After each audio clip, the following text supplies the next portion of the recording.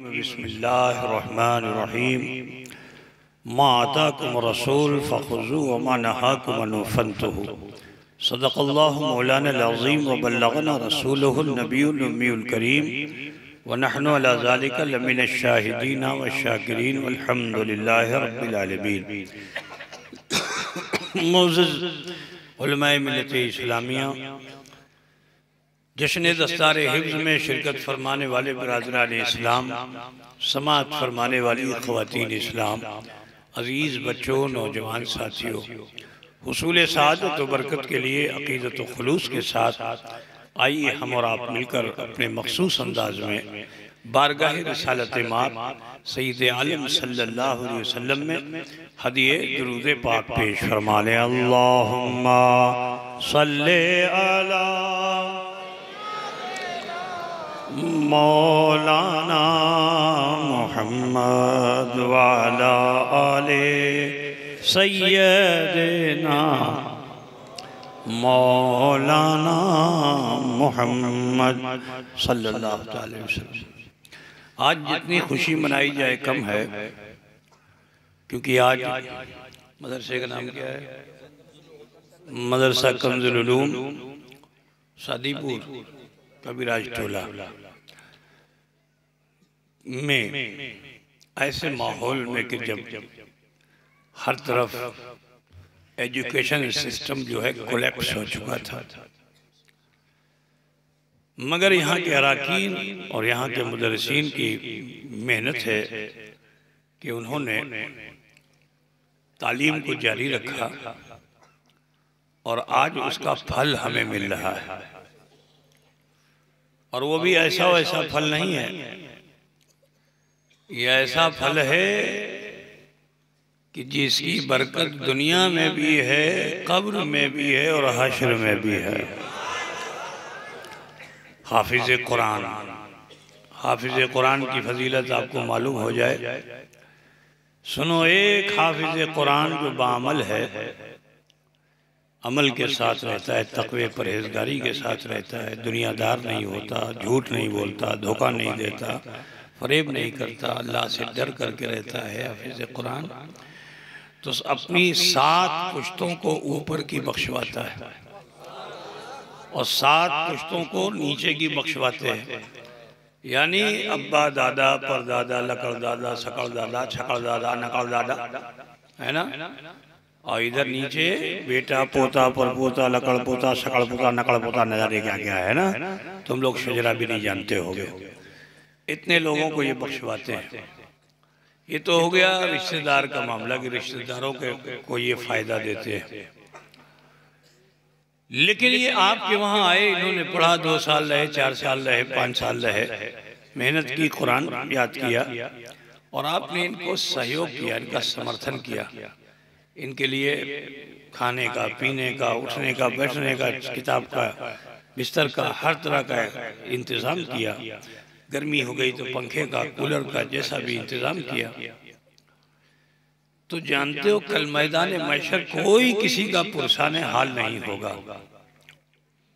देखो अब शुरू हो गया, ओए चल बैठ, टाइम वैसे ही कम है, फिर शुरू हो गया।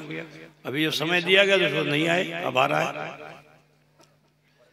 मानेगा ही नहीं। कोई किसी की का पुरसान हाल नहीं होगा, नफसी नफसी का हाल होगा।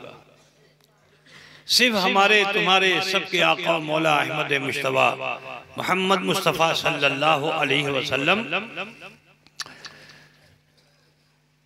जिनको अल्लाह ताला शफात कुबरा अता फरमाएगा, जिसकी शफात मेरे रसूल फरमा देंगे, वो बख्श दिया जाएगा। मगर जानते हो आयत करीमा क्या हल जज़ाउल क्या है? हल जज़ाउल एहसान, हल जज़ाउल एहसान इल्लल एहसान, है ना। एहसान का बदला एहसान है। तो इन बच्चों पर आपने एहसान किया, आज ये हाफिज़ कुरान हो गए, रुखसत हो जाएंगे, न जाने फिर कब मुलाकात हो आपसे। ये उसका बदला दुनिया में तो नहीं चुका पाएंगे, लेकिन कल मैदान महशर जब हमारे तुम्हारे आमाल मीज़ान पर रखे जाएंगे, तोले जाएंगे, और हम अपने अमल की बुनियाद पे अगर हमारे अमल में खोट है, खोती है और अल्लाह नाराज हो गया तो सजा देगा। तो जिस समय वो सजा दे रहा होगा तो ये हाफिज कुरान खामोश नहीं रहेंगे, ये चुप नहीं रहेंगे, ये अल्लाह की बारगाह में विनती करेंगे, अल्लाह ए परवरदिगारा तेरा ये हुक्म है, हल जज़ाउल एहसान इल्लल एहसान, कि एहसान का बदला एहसान है, अल्लाह दुनिया में हम इसका बदला चुका नहीं पाए, लेकिन आज तो मौका है परवरदिगारा, ए रब्बे कदीर जिसे तू सजा दे रहा है, बहुत मुश्किल कर रहे हो यार तुम लोग, हम ही बंदो करी दे वो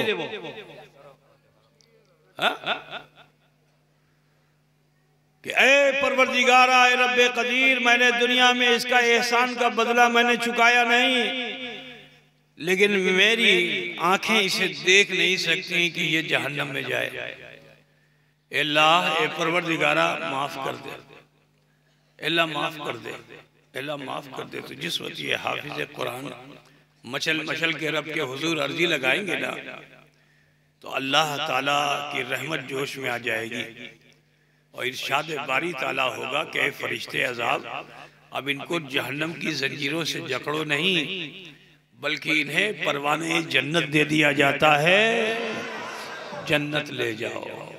कोथटा पूछते छिन्ना तो यदि एक लोटा एक गिलास पानी भी तुमने इनको पिलाया है तो इसका लाभ तुम्हें जरूर मिलेगा इंशाअल्लाह ताला, है ना। बहरहाल तो अल्लाह का शुक्र है कि आज आपके इस मदरसे में एक नहीं 5, कितने 5 हाफिज कुरान तैयार हुए हैं जो कौम के मुक्तदा और पेशवा बनेंगे। कहना यही है कि शरीयत के दामन को तुम भी थाम के रखो, ये भी थाम के रखें।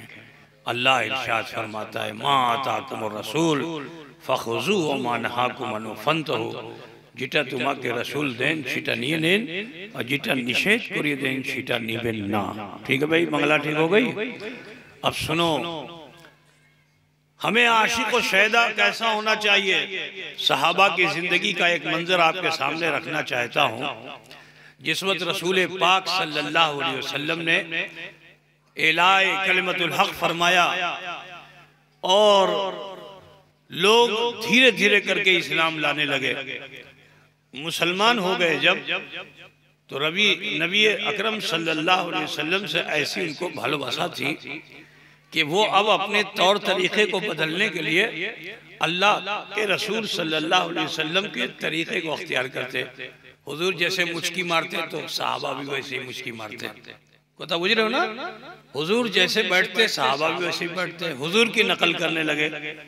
मदीने में कुछ हाल ऐसे ही था। मैं आपको एक वाकया बता दूं कि एक सहाबी को हुजूर से बड़ी भालोबासा हुई, तो वो उनके मन में ये हुआ कि हुजूर को गोश्त बहुत पसंद है, गोश्त बकरे का गोश्त बहुत पसंद है। तो बाजार में थे, उनके मन में ख्याल आया कि हुजूर सल्लल्लाहु अलैहि वसल्लम की बारगाह में गोश्त को रन्ना करा करके पेश करूंगा। तो दस्त का गोश्त, बकरे के आगे का हिस्सा जो था उसको दस्त बोलते हैं, वो गोश्त उन्होंने लिया, बीवी के पास आए और बीवी से कहा कि बीवी इसको जरा भलो मुतन रन्ना करिए दे, इसको नबी की बारगाह में पेश करना है। तो वो सहाबिया थी अल्लाह के रसूल की, वो भी आशिक, उन्होंने भी बहुत खुशी के साथ इस काम को करना पसंद कर लिया कि मुझे भी रसूल पाक सल्लल्लाहु अलैहि वसल्लम की खिदमत का मौका मिला है। बहुत अच्छे से उन्होंने रन्ना किया। जब उसकी खुशबू खूब फूट गई, गोश्त की महकने लगा गोश्त, तो आप उन्होंने उतारा, एक बर्तन में रखा, काप से ढक्कन से ढक दिया और पेश कर दिया। सहाबी उसको लेके चले जो घर से, रास्ते में भी कुछ दूर गए थे, देखते क्या है कि गली समझते ना आप ना, रास्ते को पतली गली वो ना, तो मदीने में तो बहुत सकरी सब गली थी पहले, अभी तो बहुत बड़े बड़े रास्ते हैं। तो गली में देखा बड़ी भीड़ लगी हुई है, तो उनको जिज्ञासा हुई कि आगे किया चाहिए। तो कभी कभी होता है ना, मजमे में आप जमा हो जाते हो तो आपकी समझ में नहीं आता आगे क्या है, तो फिर मजमा चीरते चीरते आप आगे बढ़ते हो देखने के लिए कि आगे किया चाहिए, है ना। सहाबी रसूल का भी हाल यही था कि वो लोगों को हटाते हटाते आगे बढ़ते चले गए। अब जो बिल्कुल आगे गए तो नज़ारे रसूल सामने हैं। शमशुद्दोहा को देखा, बदरुद्दुजा को देखा, नूरुल हुदा को देखा, कैफुल वरा को देखा, सदरुल वरा को देखा, यासीन और ताहा को देखा, मुज़म्मिल और मुदस्सिर को देखा। अब जो देखा तो इतना बेताब हो गए कि उनको ये भी होश नहीं रहा कि इस बर्तन को मुझे कहाँ देना है। हुजूर की बाड़ी में ले जाके देते ना, वो मजमे आम में ही बेताबाना हुजूर की बारगाह में आगे बढ़े। अल्लाह के रसूल चौराहे पर बैठे हुए थे, एक चबूतरा था, जैसे चौराहे पे चौक बना देते ना, तो चौक टाइप का चौराहे पे बैठे हुए थे। ले जाके हुजूर के सामने पेश कर दिया। अब अल्लाह के रसूल सल्लल्लाहु अलैहि वसल्लम के सामने जो पेश किया तो रसूल पाक ने उनकी कैफियत को जो देखा कि कैसा दीवाना है ये, मुस्कुराते हैं। और उसके बाद हुजूर तो अपने सहाबी के दिल की ख्वाहिश को पूरा ही फरमाते हैं। अल्लाह के रसूल ने उनकी इस अदा को इतना पसंद किया कि ये नहीं फरमाया कि इसको ले जाओ मेरी बाड़ी में दे आओ, नहीं, वहीं ढक्कन को खोला और उसमें से एक बोटी निकाली और उस बोटी को बड़े मखसूस अंदाज में आपने तनावुल किया। अब जो उसको आप खाने लगे, सारे सहाबा ने देखा। अल्लाह के रसूल सल्लल्लाहु अलैहि वसल्लम के दामाद, जिनको हुजूर ने अपनी 2 बेटियां दी, हजरत उस्मान ज़ुन्नूरैन रज़ियल्लाहु ताला अन्हु ने भी इस मंजर को देखा। मैंने बताया ना कि नकल करने की आदत पड़ चुकी थी। दूसरे दिन हजरत उस्मान गनी, उनका घर बिल्कुल इस चौराहे के पास ही में था, हजरत उस्मान गनी ने भी गोश्त को रन्ना कराया, काब में रखवाया, ढक्कन से ढकवाया और उसी मुकाम पर आए जहां अल्लाह के रसूल कल बैठे थे। आगे जैसे नबी बैठे थे वैसे ही बैठे और हुजूर जैसे मुस्कुरा मुस्कुरा के तनावुल कर रहे थे, ये भी वैसे ही बूटी को चबा के खाने लगे। तो जो रास्ते में सहाबा गुजरे उनको देखा तो लोगों ने मजाक किया कि उस्मान की किछु असुविधा আছে, আপনি রাগ আছেন নাকি? খাওয়া দাওয়া কেন এখানে খাচ্ছেন? বাড়িটা নিকট আছে, এখানে কেন খাওয়া দাওয়া করছেন? कोई आदमी मिसाल के तौर पर उसकी बाड़ी यहाँ पे है और वो आकर के चौराहे पे बैठ के खाना खाए तो सब पूछेंगे कि नहीं पूछेंगे, है ना? क्या तुम्हें रायगा आशे न की। अब एक आ रहा है, 2 आ रहा है, वही सवाल, वही सवाल, वही सवाल। हजरत उस्मान ने एक को पकड़ा, कहा सुनें की तुम्हें बोलছেন, कहा কেন তুমি এখানে খাচ্ছেন? বাড়ি তো নিকট আছে, বাড়ির মধ্যে খাওয়া দাওয়া করুন। तो कहा सुनो, मैं राग नहीं हूं, मैंने कल नबीए मोहतरम को इसी तरह खावा दावा करते हुए देखा था, तो आज मैं आका की नकल कर रहा हूं। ऐसा नकल करते थे सहाबा। सुनो, अल्लाह के रसूल सल्लल्लाहु अलैहि वसल्लम पर रोजे का हुक्म आ गया, रोजा रखिए। ये सिर्फ हुजूर के लिए था, 100 में विसाल उसको कहते हैं। ऐसा रोजा रखिए कि न खाना खाना है, न अन्न खाना है, न जल खाना है, निरा जल। कथा बुझते ना, निरा जल, किच्छु खाओ दावा करते होवे ना, रोजे पे रोजा रखते होवे। तो सारे सहाबा ने, सारे अल्लाह के रसूल ने रोजे पे रोजा रखना शुरू किया। किच्छु खा लेना, किच्छु जलपान कर लेना। अब जो जलपान कर लेना, किच्छु खा लेना, तो सहाबा ने देखा तो नकल करने की आदत थी, मैंने बताया। तो उन्होंने भी कहा लगता है ये कोई हुक्म है, आमियो करबो। क्या बोले? आमियो करबो। अब सहाबी भी करने लगे। तो बोलो 12-14 घंटा रोजे का नहीं रख पाते हो, शाम के बाद छुट जाते हो मुड़ी के ऊपर, जरा सोचो, है ना? अभी मुड़ी के अंदर बंगाल में तो तरह तरह की चीज डाल देता है, उसमें जलेबी भी डाल देगा, उसके अंदर अंगूर भी डाल देगा, उसके अंदर चना भी डाल देगा, है ना, ताकि सारी लज्जत एक साथ हमको मिल जाए। सोच लो 14 घंटे रुकते हो तो तुम्हारा ये हाल होता है, और अगर 48 घंटा तुमको ऐसे ही रहना हो तो असुविधा होगी ना। 60 घंटा रहना वैसे ही तो असुविधा होगी कि नहीं होगी, कमजोर हो जाएंगे आप। सहाबा का भी हाल ये हुआ कि एक दिन रखा, दूसरे दिन रखा, कुछ कमजोर हुए, तीसरे दिन तो इतना कमजोर हो गए कि जब मस्जिद नबी में आए ना तो जैसे ही खड़े हो धड़ाम से गिर जाए बेहोश। बेहोश समझते हो ना आप लोग, क्या बोलते हैं बेहोश को? अज्ञान और बस। अब बस बोलते हैं अज्ञान बोलते हैं, क्या बोलते हैं? अज्ञान हो गया। अच्छा, अगर कोई यहाँ पे गिर जाए तो उसको कोई डांटेगा? बोलिए, यदि कोई ऐसे खड़ा खड़ा गिर जाए तो उसको डांटेगा या पूरा मजमा उसके ऊपर तरस खाएगा? सब तो ना, कोई पानी का छींटा मारेगा, कोई उसको उठाएगा, कोई बैठा लेगा, करेगा कि नहीं करेगा? लेकिन उस रोज वो के जो रहमत वाले आका हैं, अब जब सहाबा गश खा खा के गिरने लगे तो मेरे नबी ने, आकाए दो जहां सल्लल्लाहु अलैहि वसल्लम ने उन्हें प्यार से उठाया नहीं, उठो केनो तुम्हें क्या बोलते हैं अज्ञान हो छेन नहीं, फरमाते क्या जलाल में आ गए हुजूर, आइयुकुम मिसली, कौन है मेरे मिसली? यहां मैं एक बात बता दूं, कुरान में एक आयत करीमा है, कुल इन्नमा अना बशरुम मिसलुकुम, ठीक है, कि ऐ महबूब आप इरशाद फरमा दीजिए कि मैं तुम्हारे मिसल बशर हूं। ये आयत कहां नाजिल हुई थी? मक्के में। और किनके दरमियान रसूल थे? काफिरों मुशरिकों के दरमियान थे रसूल। अब जो लोग इस्लाम लाए उस वक्त तो उन्हें तो उपदेश और निर्देश देना था ना, क्योंकि बुत परस्ती करके आए थे ना, कुफ्र और शिर्क करके आए थे, बुत परस्ती करके आए थे, कुफ्र और शिर्क करके आए थे। तो हुक्म क्या आया कि हबीब आप कह दीजिए कि देखो मुझे, मैं तुम्हारे ही मिसल बशर हूं, मानुष हूं, पूजा करबेन ना, अमर पूजा करबेन ना, আমি तुम्हार मुतान। तो अब ये तुमर मुतन जो नबी ने कहा, तो इसका मतलब ये थोड़ी कि हम कहें कि अमर मुतन। लेकिन जब इश्क की इंतहा पे पहुंच गए सहाबा और मदीने में मुस्तफा सल्लल्लाहु अलैहि वसल्लम के साथ ये सहाबा रहने लगे, और इनका हाल ये हो गया कि नबी पर अपनी जान, अपने माँ बाप की जान कुर्बान करने लगे। तो अब मुस्तफा फरमाते हैं अय्युकुम मिसली, कौन है मेरे मिसल? अरे मुझे तो मेरा रब खिलाता हो पिलाता है।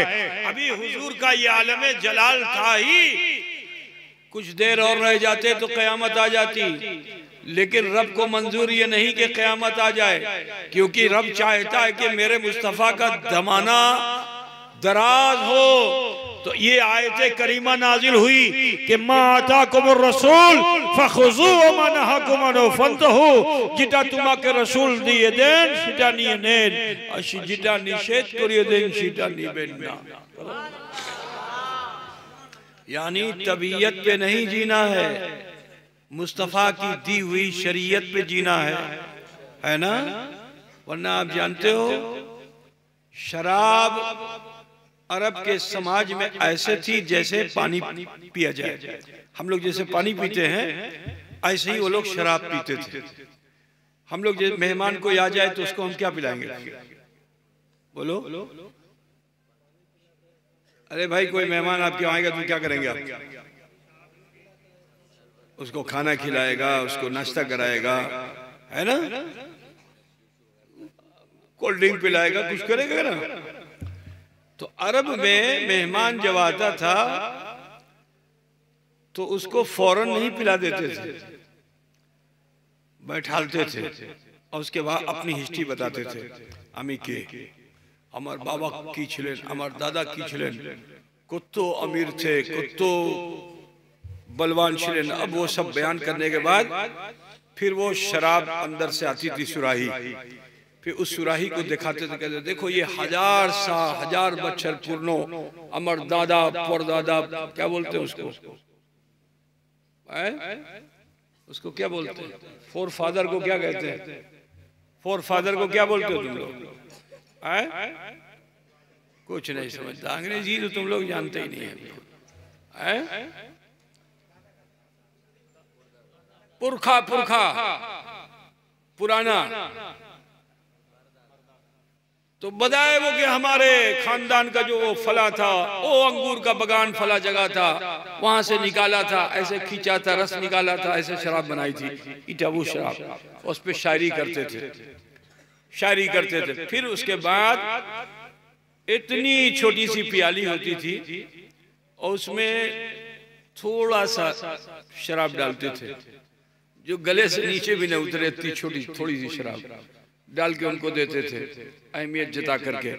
शराब ऐसी थी कि बच्चा अगर पेट में पैर मारने लगे, माँ को दर्द हो तो माँ को पिला दिया जाता था, बच्चा पैदा होने में कष्ट हो तो माँ को पिला दिया जाए, बच्चा पैदा होकर कानने लगे तो बच्चे को पिला दिया जाए, बच्चा सोने में जरा तकलीफ करे तो अम्मा फौरन उसको शराब पिला दे, जल्दी सो जाए।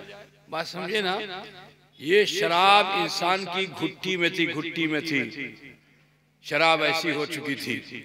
लेकिन सुनो, जब इस्लाम में शराब की हुर्मत आ गई, पहले नहीं आई थी, ये शराब ऐसी थी कि इसको अल्लाह ने डायरेक्ट हराम नहीं किया। ये शराब पी पी के लोग मस्जिद में भी आने लगे थे, क्योंकि शराब हराम नहीं थी, शराब उनकी आदत थी, पानी की तरह शराब पीते थे। अब शराब पी पी के मस्जिद नबी में भी आने लगे, और आने लगे तो आदमी शराबी एक जगह खड़ा रहेगा, वो तो जब ऐसे हाथ बांधेगा तो कभी इधर जाएगा तो कभी इधर जाएगा, है ना?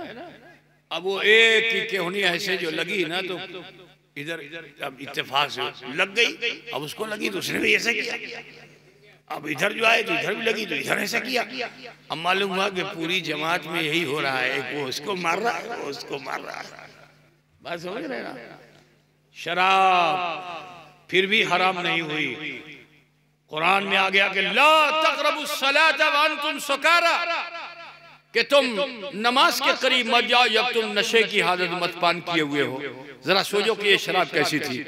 बाद में फिर इसका हुक्म बदल गया कि जब शराब की हुर्मत आ गई और मेरे नबी ने मिंबर पर खड़े होकर ऐलान किया कि मेरे सहाबा शराब के बर्तनों को तोड़ दो, तो किसी एक भी शराबी ने ये नहीं कहा, किसी एक भी सहाबी ने ये नहीं कहा या रसूल अल्लाह इटा अमर अमल। अच्छा, जैसे कोई खैनी खाने का अमल करता है ना, कोई गुल का अमल करता है, कोई बीड़ी का अमल करता है।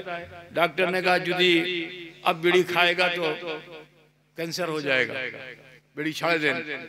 तो मालूम है कि कैंसर से मुझे मरना है तकलीफ के साथ, उसके बावजूद वो बीड़ी छाड़ने में उसको बहुत असुविधा होती है। तो डॉक्टर से बोल रहा है, डॉक्टर साहब सुकाले संध्या, एक सुकाले खाओ एक संध्या खाओ। बोलता है कि नहीं बोलता? एक सुकाले एक संध्या, धीरे धीरे छाड़ो। चे जाए कि कोई शराब पीता हो तो शराब में तो ज्यादा नशा होता है ना, लेकिन किसी ने भी ये नहीं कहा या रसूल अल्लाह हमारा आदत आछे है ना, अल्पो समय में अभी छाड़ देवो ना।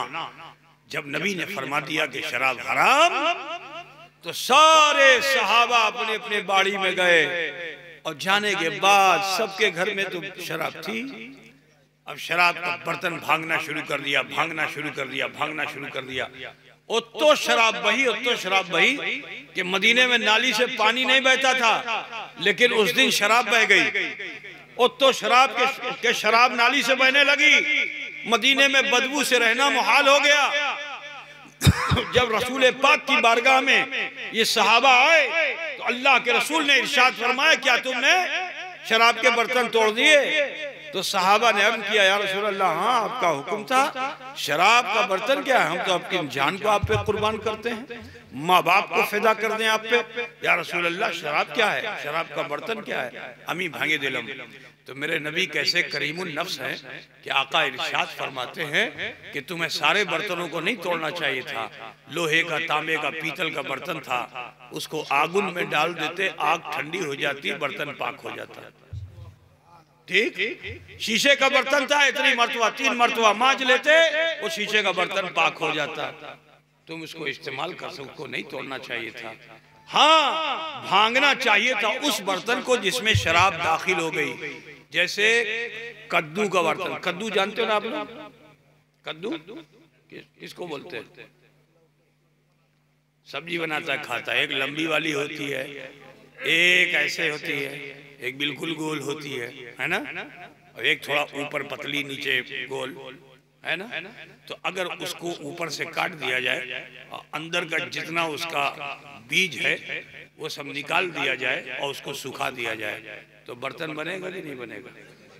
प्याला बनाना चाहो तो प्याला बन जाएगा, सुराही बनाना चाहो तो सुराही बनेगा कि नहीं बनेगा, है ना। तो अरब में शराब अक्सर आज भी चाइना में उसी में पीते हैं। चाइनीज जो शराब पीते हैं वो उसी कद्दू के बर्तन में रखते हैं। वो अरब में वही बर्तन था, उसी में शराब रख के पीते, मजा आता था उनको, हल्का होता था, शराब उसमें रख करके कहीं भी लेके चले जाते थे। लेकिन अगर उसमें शराब डाली जाती तो नीचे वाले छिलके तक जो है शराब आ जाती। पानी डाला जाता तो पानी भी, अब उसे पाक करना मुहाल। यदि पानी से पाक करने आप जाते, जैसे ही पानी वहां पहुंचता छिलके के पास, तो वो छिलका तो शराब पहले से पिए हुए है ना, अब जैसे ही शराब वहां पहुंचती, पानी वहां पहुंचता, तो उस शराब से जैसे ही पानी मिश्रित होता तो अब ये पानी भी नजीस हो जाता। तो नजीस चीज से नजीस चीज को पाक नहीं किया जाता है, नजीस चीज से नजीस चीज को पाक नहीं किया जाता। हमारे समाज में नजासत का ज्यादा ख्याल नहीं है, हमारे समाज में ज्यादा हम देखते हैं आप लोगों के वहां खासतौर से टॉयलेट, तो टॉयलेट में करते क्या आप कि जिससे आप आबदस लेते हैं, पाकी हासिल करते हैं, वो लोटा जो होता है वो जमीन पे पड़ा हुआ होता है, बाल्टी होती है, आप उसी लोटे को बाल्टी में डाल देते हैं। ऐसा करते हैं कि नहीं करते? लोटा जमीन पे है, बाल्टी में आपने डाला और निकाला, ठीक है, डब्बा जमीन पे है, डाला और निकाला, तो बोलो पाक पानी बाल्टी में था और डब्बा यहाँ था, पेशाब की छींटें वहां जरूर पड़ेंगी। अब अगर वहां पड़ गई, उसको आपने अगर बाल्टी में डाल दिया तो पानी कैसा होगा? नापाक होगा ना। अब उस नापाक पानी से अगर आप पाकी हासिल करना चाहोगे तो पाकी होगी? आज यही वजह है कि हमारा मन साफ नहीं है, हमारे दिल की चमक खत्म हो चुकी है, क्योंकि हम पाकी और तहारत की तरफ ध्यान नहीं दे रहे हैं। जरूरत इस चीज की है कि पाकी और तहारत के मसले को जाने और उस पर अमल करें।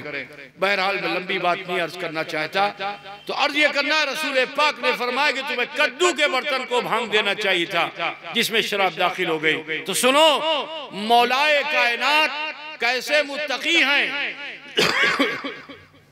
शरीयत तो ये थी कि कद्दू के बर्तन को भांग दिया जाए, लेकिन हजरत मौला अली को शराब से कैसी नफरत हो गई। सुनो कि मौलाए कायनात फरमाते हैं कि अगर किसी जमीन पर एक कतरा शराब गिर जाए और वहां मूसलाधार बारिश हो, मूसलाधार बारिश हो, एक कतरा, एक फूटा शराब यदि गिरवे जमीन पे और बिस्टी ढेर सब हो जाए तो वो शराब रहेगी?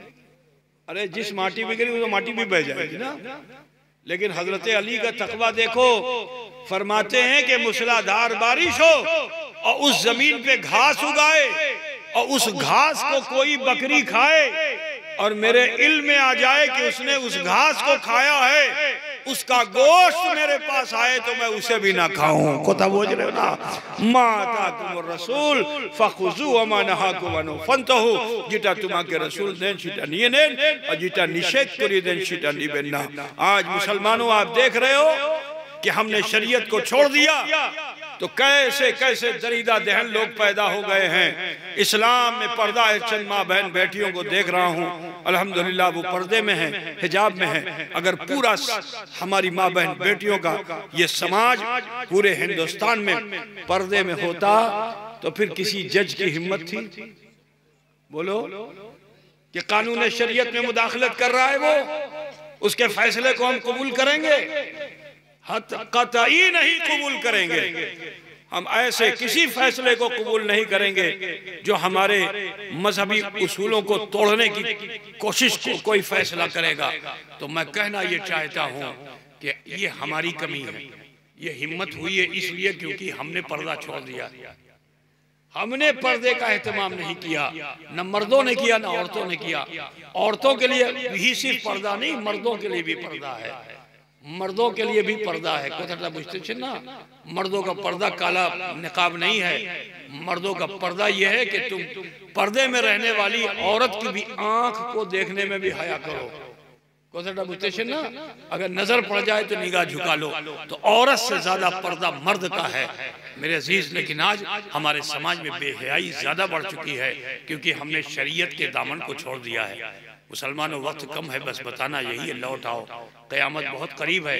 ये क़यामत की निशानियों में से एक निशानी भी है, अल्लाह के रसूल की पेशिनगोई भी है कि रसूल पाक ने पेशिनगोई भी फरमाई है कि शरीयत में क़यामत के करीब शरीयत में मुदाखलत होने लगेगी, इसलिए क्योंकि उम्मत मोहम्मदी शरीयत से करीब नहीं होगी। तो मुसलमानों, तुम सादीपुर के रहने वाले हो, है ना? और सादीपुर, साद के माना होता है मुबारक। साद का माना क्या होता है? मुबारक। तो मुबारक तुम कब होगे, तुम्हें कब बरकत मिलेगी, तुम कब मुबारक वाले होगे कि जब तुम शरीयत के दामन को थाम लोगे, है ना? तो लिहाजा आप सबसे कहना है कि वो कानून शरीयत कि जिसको लिख करके नहीं सिर्फ रखा गया है, वो कानून शरीयत ऐसा है कि जिसको इन 5 बच्चों ने तुम्हारे गांव में रह करके मुकम्मल कानून शरीयत को अपने सीने में महफूज कर लिया है। किसी के कह देने से कुछ नहीं होगा, अल्लाह के कलाम में तब्दीली लाई ही नहीं जा सकती है। रब का फरमान है कि ला तब्दील लिकलिमातिल्लाह, कि अल्लाह के कलमात में तब्दीली नहीं लाई जा सकती है। तो लिहाजा है मुसलमानों, आप सबसे कहना, डरिए अपने रब से, क़यामत बहुत करीब है। अब मर्जी के काम छोड़ दीजिए, अब अपनी तबीयत के काम छोड़ दीजिए, शरीयत को अपनाना शुरू कर दीजिए, वरना न जाने कैसी कैसी जिल्लत का सामना हमें करना पड़ेगा। अब न लौटोगे तो कब लौटोगे मुसलमानों? लौटो। माँ बहन बेटियों को भी चाहिए कि वो इस्लामी तौर तरीके को अपने घरों में राइज कर लें, क्योंकि जब जब इस्लाम खतरे में आता है, तारीख उठा के देख लो, मर्दों से ज्यादा नुमाया रोल माँ बहन बेटियों ने अंजाम दिया है। माँ बहन बेटियों ने जब अलम इस्लाम को अपने हाथों में ले लिया है तो इस्लाम सरबुलंद हुआ है। आज भी ये इस्लाम का झंडा झुकने जा रहा है। ए मेरी बहन बेटियों, तुमसे कहना है कि अपने घरों में इस्लामी तहजीब को आम कर दो, ताकि वो परचम इस्लाम जिसके फरेरे काबा की छत से बुलंद हैं, मेरे बहन बेटियों, तुम उस इस्लाम के परचम को झुकने मत देना। अपने घरों में इस्लामी तहजीब को कायम करके दिखा दो। इंशाअल्लाह तबारक व तआला हर वो जबान गूंगी हो जाएगी, हर वो कलम टूट जाएगी कि जो इस्लामी कानून पर वो निगाह अंधी हो जाएगी कि जो शरीयत इस्लामी पर गलत नजर करेगी, वो जुबान गूंगी हो जाएगी कि जो शरीयत इस्लामिया में मुदाखलत की कोशिश करेगी, वो कलम टूट जाएगा कि जो शरीयत इस्लामिया के खिलाफ उठेगा। अगर हमारी माँ बहन बेटियां सिर्फ अपने अपने घरों में इस्लामी तहजीब को आम करें, और तहजीब को आम करने का तरीका यह है कि आप शरीयत के मुताबिक रहना शुरू कर दीजिए, पाकी नापाकी को समझिए और जानिए, नमाज के लिए मुसल्ले बिछाइए, जिक्र अस्कार कीजिए, तस्बीहात कीजिए। खुदा की कसम कहता हूँ मैं कि अगर तुम लोग सिर्फ अपने अपने घरों में, मैं नहीं कहता निकलो बाहर एहतजाज करो, एहतजाज करने की जरूरत नहीं है, अपने घरों में अमल करने की जरूरत है। अगर तुम अपने अपने घरों में इस अमल को जारी कर लो और कुरान की तिलावत बाज़ाब्तगी से करने लगो, तो इंशाअल्लाह तबारक व तआला इसका असर सिर्फ हिंदुस्तान पे नहीं होगा, पूरी दुनिया पे होगा। दुआ करता हूँ कि अल्लाह ताला हमें तुम्हें सबको अमल खैर की तौफीक रफ़ीक अता फरमाए। वक्त काफ़ी हो चुका है। मैं दुआ करता हूँ कि इदारे हाजा को अल्लाह ताला दिन दूनी रात चौगुनी तरक्की अता फरमाए। बनी कलमात के साथ मैं अपनी गुफ्तगू को ख़त्म करना चाहूँगा। व आखिर दावाना अनिल हम्दुलिल्लाहि रब्बिल आलमीन। खड़े हो जाइए। सलात